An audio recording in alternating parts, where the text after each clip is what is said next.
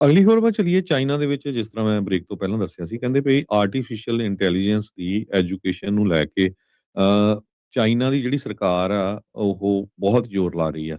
ਉਹਨਾਂ ਨੇ elementary schools ਤੋਂ ਹੀ ਇਹ ਐਜੂਕੇਸ਼ਨ ਸ਼ੁਰੂ ਕਰ ਦਿੱਤੀ ਆ। ਚਾਈਨਾ ਦੇ ਲੋਕਾਂ ਦੇ ਵਿੱਚ ਉਹਨਾਂ ਨੇ ਉਹਨਾਂ ਦੇ ਮਨਾਂ ਦੇ ਵਿੱਚ ਇਹ ਭਰ ਦਿੱਤਾ ਆ ਵੀ ਜਿਹੜਾ ਆਉਣ ਵਾਲਾ ਸਮਾਂ ਆ ਉਹ ਸਾਇੰਸ ਤੇ ਟੈਕਨੋਲੋਜੀ ਦਾ ਹੀ ਹੈਗਾ ਆ। ਸੋ ਹੁਣ ਰੋਬੋਟਸ ਦੀ ਸਟੱਡੀ ਇਹ ਬਿਲਕੁਲ 3rd grade 4th grade students ਨੂੰ ਪੜ੍ਹਾਉਣੀ ਉਹਨੀ ਸ਼ੁਰੂ ਕਰ ਦਿੱਤੀ ਹੈਗੀ ਆ।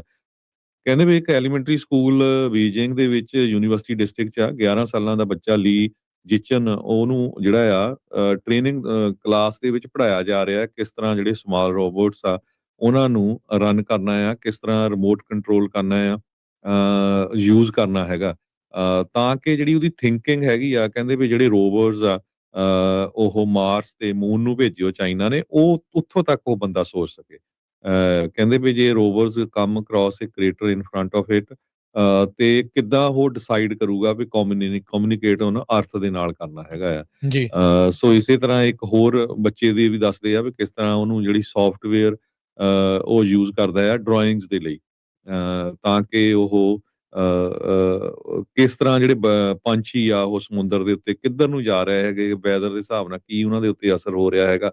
ਸੋ ਪੂਰਾ ਜ਼ੋਰ ਜਿਹੜਾ ਆ ਇਸ ਵੇਲੇ ਉਹਨਾਂ ਨੇ ਆਰਟੀਫਿਸ਼ੀਅਲ ਇੰਟੈਲੀਜੈਂਸ ਦਾ ਲਾ ਦਿੱਤਾ ਹੈਗਾ। ਯੂਐਸ ਸਕੂਲ ਦੇ ਵਿੱਚ ਹਜੇ ਵੀ ਇੰਨਾ ਜ਼ਿਆਦਾ ਜਿਹੜਾ ਨਹੀਂ ਲੱਗ ਰਿਹਾ, ਕਿਉਂਕਿ ਡਿਵਾਈਡ ਬਹੁਤ ਆ, ਡਿਜੀਟਲ ਡਿਵਾਈਡ ਕਹਿੰਦੇ ਵੀ ਅਮਰੀਕਾ ਦੇ ਵਿੱਚ ਹੈਗਾ ਆ।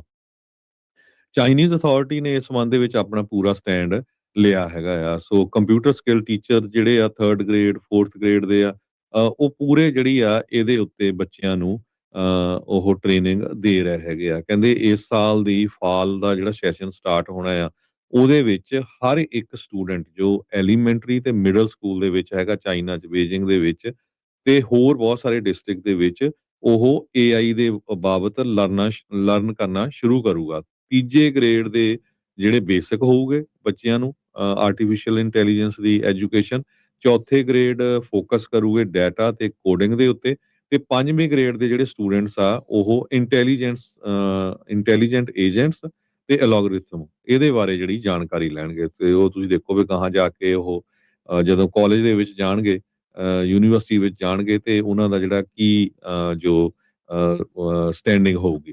ਸੋ ਪੋਲੀਟੀਕਲ ਸਲੋਗਨ ਜੋ ਆ ਉੱਥੇ ਦੀ ਸਰਕਾਰ ਨੇ ਕਹਿੰਦੇ ਵੀ build a strong nation through science and technology, ਇਹ ਆਲਰੇਡੀ ਬਣਾ ਦਿੱਤਾ ਆ ਚਾਈਨਾ ਵਾਲਿਆਂ ਨੇ।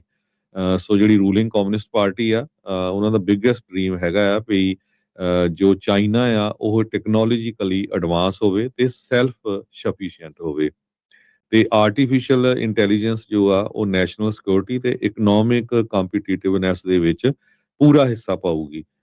ਸੋ ਕਹਿੰਦੇ ਵੀ ਗਲੋਬਲ ਲੀਡਰ ਚਾਈਨਾ ਵਾਲੇ ਬਣਨਾ ਚਾਹੁੰਦੇ ਆ ਆਰਟੀਫਿਸ਼ੀਅਲ ਇੰਟੈਲੀਜੈਂਸ ਦੇ ਨਾਲ ਆਉਣ ਵਾਲੇ 4 ਸਾਲਾਂ ਦੇ ਵਿੱਚ। ਸੋ ਪੂਰਾ ਜ਼ੋਰ ਜਿਹੜਾ ਉਹਨੇ ਬੱਚਿਆਂ ਤੋਂ ਐਲੀਮੈਂਟਰੀ ਸਕੂਲ ਤੋਂ ਲਾਣਾ ਸ਼ੁਰੂ ਕਰ ਦਿੱਤਾ ਹੈਗਾ।